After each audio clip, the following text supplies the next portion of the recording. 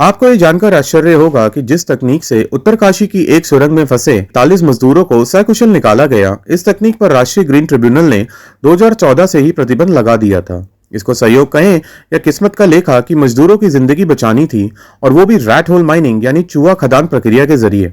इस तकनीक में हाथों या छोटे छोटे औजारों की मदद से जमीन में बंद रास्ते को खोदकर एक संकीर्ण सुरंग तैयार की जाती है, जिसमें एक बार में एक ही आदमी आ जा सकता है। आपको बता दें कि राष्ट्रीय ग्रीन ट्रिब्यूनल ने इस तकनीक पर इसलिए प्रतिबंध लगाया था क्योंकि ये हानिकारक और पर्यावरण के लिए खतरनाक माना जाता है। ट्रिब्यूनल के आदेश पर राज्यों ने इस पर प्रतिबंध लगा दिया है, पर अभी भी ज्यादातर खदानों में इस तकनीक को सस्ती होने के कारण गैर कानूनी तरीके रूप से काम में लाया जाता है। वैसे पिछले कुछ सालों में यह बात तो साबित हो गई है कि भारत ने किसी भी आपदा में फंसे अपने लोगों को सुरक्षित बाहर निकालने में पूरी तरह से महारत हासिल कर ली है। देश और विदेश में युद्ध, भूकंप, हिंसक लड़ाइयां, किडनैपिंग जैसी वाली स्थितियों में फंसे भारतीयों के साथ विदेशी नागरिकों को सकुशल बाहर लाने में भारत का नाम अब बहुत ही आदर से लिया जाता है। आइए भारत के कुछ बड़े बचाव अभियानों पर एक नजर डालते हैं। इन अभियानों में फारस की खाड़ी में किया गया सबसे बड़ा बचाव अभियान भी शामिल है, जिसके तहत वायुसेना और एयर इंडिया ने 1,11,000 लोगों को सकुशल तनाव क्षेत्रों से निकाला था। पहले नंबर पर है एयरलिफ्ट वर्ष 1990। भारतीय वायुसेना और इंडिया ने मिलकर 1,70,000 को सुरक्षित स्थानों पर आसानी से पहुंचाया था,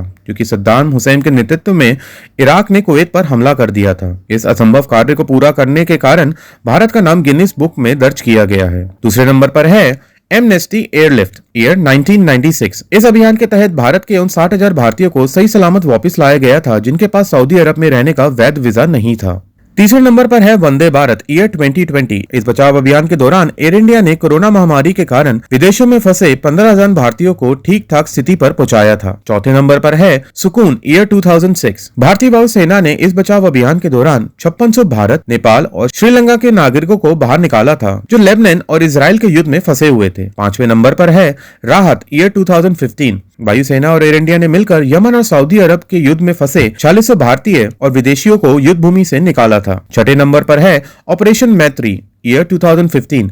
नेपाल में आए भीषण भूकंप के समय भारतीय वायुसेना ने 5188 लोगों को बाहर निकालकर एक अच्छे पड़ोसी होने का फर्ज अदा किया था। सातवें नंबर पर है ऑपरेशन संकट मोचन ईयर 2016। भारतीय वायुसेना ने सुडैन गृह युद्ध में फंसे 156 भारतीयों का बचाव किया था। आठवें नंबर पर है ऑपरेशन समुद्र सेतु ईयर 2020। एक बार फिर भारत ने कोरोना महामारी में कई देशों में फंसे 3,992 नागरिकों की घर की वापसी की थी। नौवें नंबर पर है ऑपरेशन देव शक्ति ईयर 2021। भारत ने अफगानिस्तान में मौजूद 800 भारतीयों को वहां से इस्लामिक सरकार गिरने के बाद सकुशल निकाला था। 10वें नंबर पर है ऑपरेशन गंगा ईयर 2022। गंगा बचाव मिशन के अंतर्गत भारत ने यूक्रेन रूस युद्ध के दौरान यूक्रेन और उसके आसपास के देशों में फंसे भारतीय छात्रों को युद्ध भूमि से बाहर निकाला था। 11वें नंबर पर है ऑपरेशन दोस्त ईयर 2023।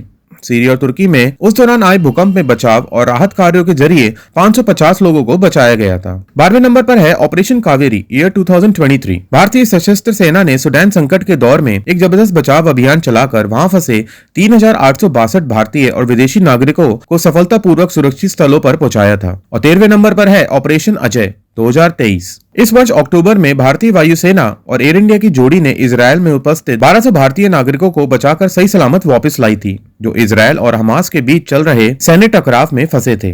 भारत ने अभी तक एशिया, अफ्रीका और यूरोप में कुल 30 बचाव अभियान चलाए हैं, जो सभी कामयाब रहे हैं। एक अनुमान के मुताबिक 1.1 करोड़ भारतीय विदेश में रहते हैं और लगभग 2 करोड़ हर साल विदेश यात्रा करते हैं। कुशाल जीना, आई ऑफ ट्रुथ। हमारे चैनल आई ऑफ ट्रुथ को सब्सक्राइब कीजिए YouTube पर, इसे फॉलो कीजिए Facebook पर, Instagram पर, Twitter पर और कू पर। हमारे चैनल के बारे में फीडबैक देने के लिए हमें मेल कीजिए ioftruth.6@gmail.com पर।